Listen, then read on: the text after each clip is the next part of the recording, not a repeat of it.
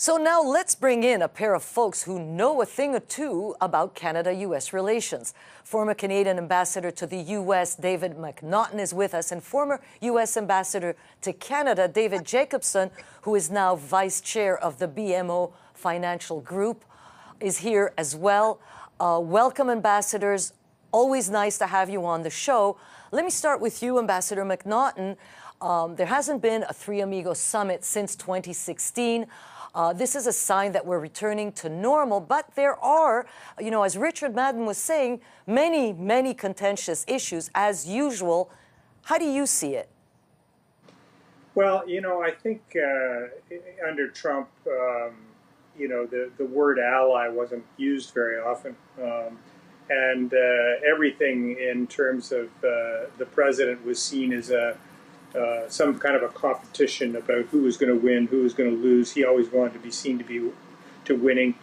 But underneath all of that, there wasn't any real sort of ideology. He really didn't care about the substance of the policy. He really cared about being seen to have won rather than to have lost. But the Republicans generally were much more free trade oriented. And what we've got now is a president who really wants to be friends, legitimately wants to have allies, particularly with regard to the U.S.'s relationship with Russia and with China. But, they have a party and that is not free trade oriented, that has deep ideological beliefs in protectionism. And so it's going to be a challenge. And I think, we're going to have to find ways to both appeal to, the president's needs in terms of, working together against on China policy and everything else, but also to use, not so subtle measures that show to some of the members of Congress that their districts depend on trade with Canada as well as our economy depends on trade with the United States. It's never going to be easy, but anybody who thinks that just because Joe Biden is a really friendly person who likes Canada and likes the Prime Minister, that this is going to be easy, is making a mistake. No, but it never is really, Ambassador Jacobson. Anyway, seen from Canada, it's not played. These summits are not played in the same way in the U.S. and Canada. It's huge news here today. I don't know if it will make headlines in the States. What do you think is at play for Joe Biden? He got his $1 trillion bill through Congress. Cost of living is escalating. Buy American is top of mind and probably very popular there. Is there any room for him to compromise?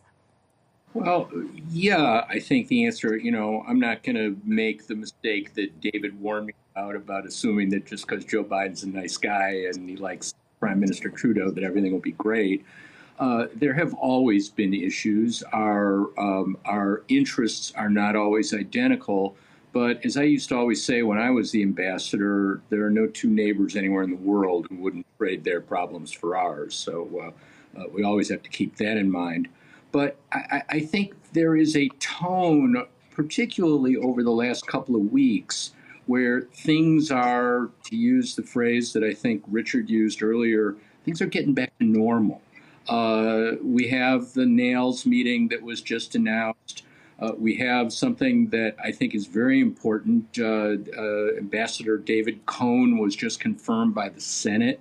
I've known him for many years. He is going to be great.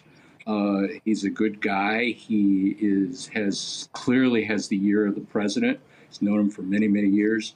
The border reopening for non-essential travel, the announcement yesterday that the White House had no intention of shutting down Line 5, which takes so much of the energy into Canada and into Michigan. So things are good. Are they perfect? No. Will they ever be perfect? No.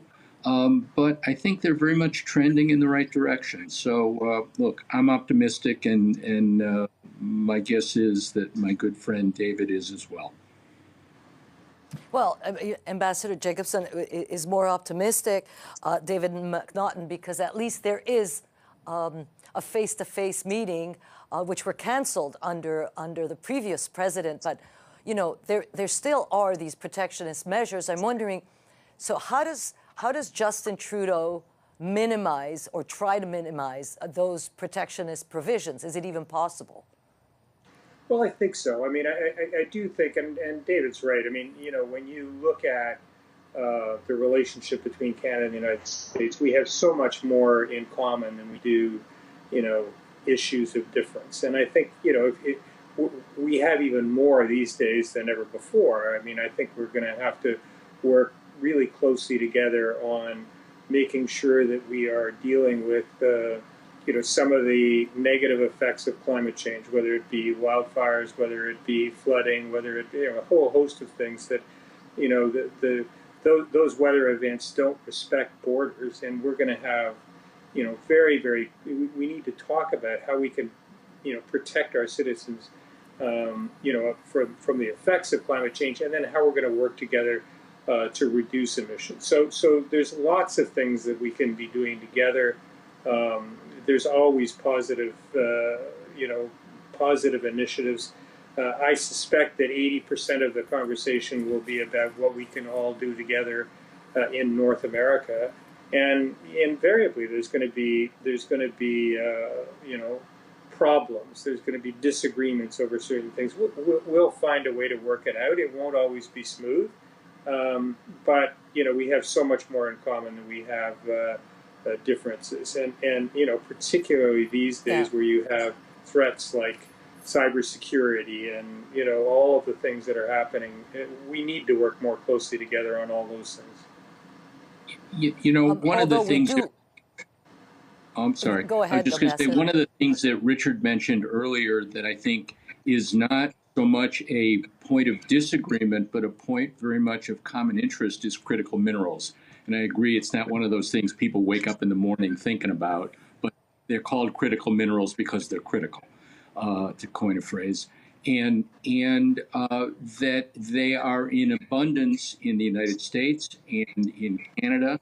Part of the problem is we don't get enough of them out of the ground, but another part of the problem is we don't refine them here.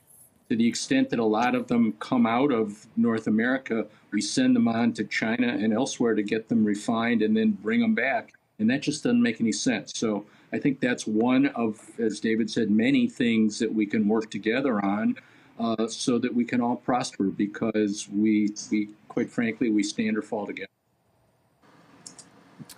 Yeah, there's certainly going to be a lot of issues, and maybe more than one day. I'm betting that it will be longer than one day because of that, and because it's a first, and because we're still in a pandemic, and, you know, inflation is hitting everybody pretty hard.